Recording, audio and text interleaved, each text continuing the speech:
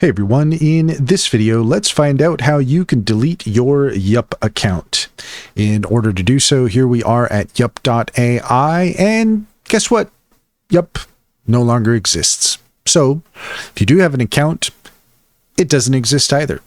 If you are looking for more information, if you feel like perhaps something is left undone there, then you might want to head over here to Yupp.ai.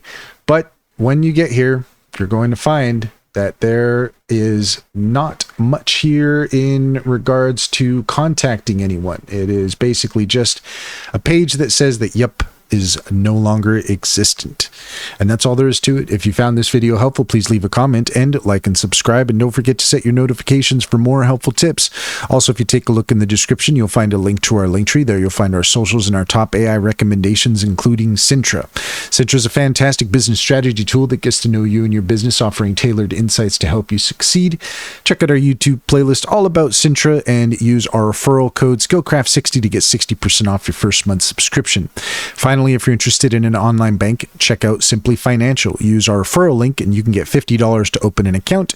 And if you refer your friends and family, you can get $125 per referral. It's a great deal. Can personally vouch for it. Check to see if it's available in your area.